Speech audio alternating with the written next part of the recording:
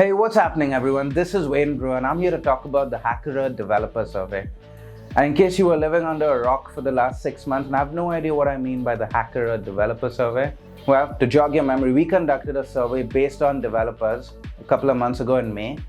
And the purpose of the survey was to make the world understand developers better. We tried to get inside the mind of every developer who would take our survey, and we got 25,000 responses. That's 25,000 coders from across 180 countries. And those are pretty great numbers. Now that we had our hands on these awesome insights, we want to go a step further and break down these insights to really understand what exactly are these coders thinking.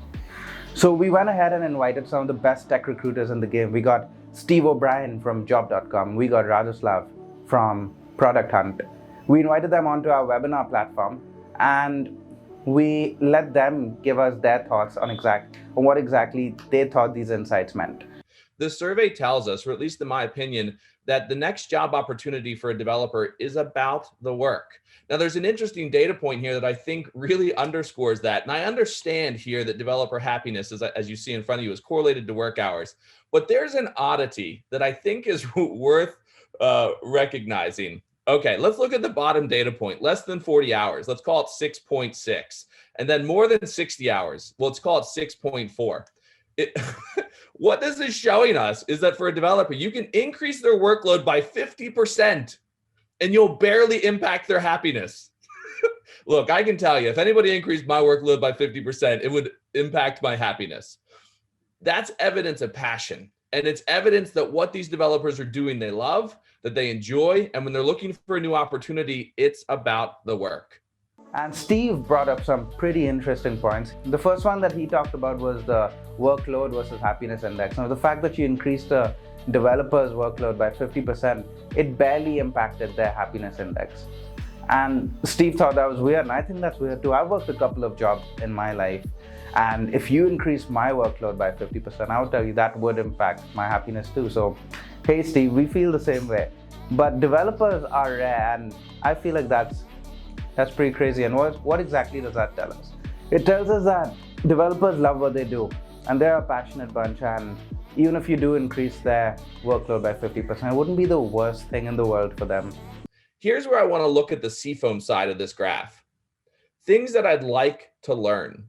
It looks like all the developers want to learn all the things.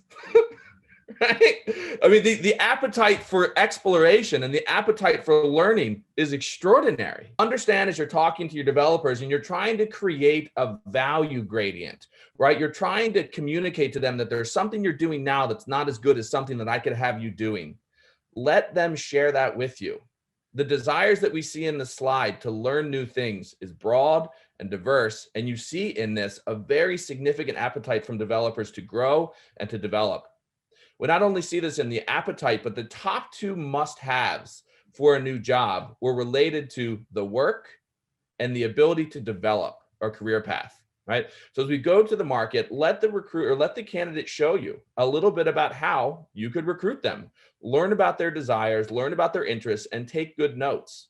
Remember that information. It shows that you're a human. It also shows when you call that person back that you take their interests and their career seriously, so that you increase the likelihood that they'll trust you as you help shepherd them to what might be their next career step. The second insight that Steve talked about was the frameworks that developers would love to learn. And the insights from that tell us, well, the frameworks that developers would love to learn would be, wait for it, drum roll, all the frameworks. Is that surprising? It's not surprising to me.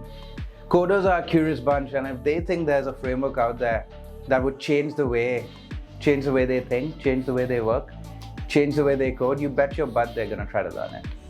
Less than a half of developers learn to develop in college.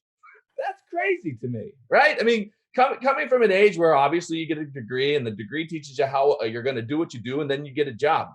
I am in no way undermining that path to education and to an opportunity, but we are seeing in the market that there is a major segment that isn't necessarily following that path to this skill set, right? And so what does that mean? It means the developer may also begin starting to look at their skill set differently. They may start to look at it more from a performance perspective or more from a, let me show you what I can do.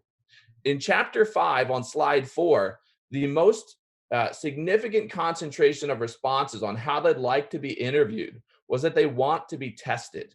Development is not necessarily about a pedigree.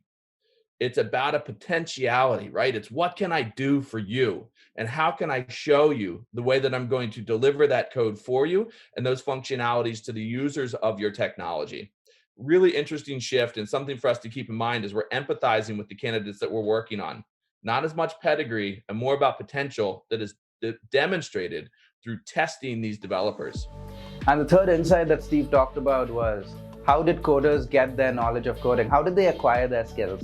And he seems pretty surprised that there's a bunch of coders that are learning to code on the internet, like quite a significant number. And he talked about back in his day when most coders learned, got a college degree, got their coding degree from college. And that's the traditional route. But I feel like it's not surprising at all. We live in an age where almost everyone has access to the internet. Almost everyone has access to this tremendous iotas of knowledge on the internet. So they will learn how to code on the internet if that's what they're after. And I feel like that's a fascinating time to be alive. There's coders out there that don't really care where they get their coding knowledge from. There's hiring managers that don't care how these coders got their knowledge, as long as they have the skills, they have a portfolio, they can present it really well. Who cares how you learn how to code? As long as you can code really well. And that's all that should matter. And if you're a coder, hey coder, the world is your 8-bit oyster. So go out there, present your work really well, present your code, build your portfolio, build your work, and you can have anything you want in the tech world. That's all I have to say about that. Comment what you think. If you want to see me doing more of these kind of videos, support the channel, like, comment, subscribe, and I'm out. Peace. Hey guys, thanks for watching this video all the way till the end. If you want to check out the developer survey, there's a link in the description. And if you want to watch the webinar where we broke down the insights from the developer survey, there's a link in the description for that too. So check it out now.